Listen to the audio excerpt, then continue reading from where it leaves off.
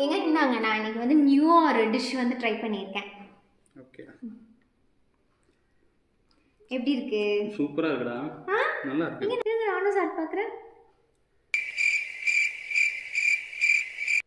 என்னங்க உப்பா இருக்கு, கொஞ்சம் கசப்பாவும் இருக்கு, நல்லா இருக்குன்னு சொல்றீங்க.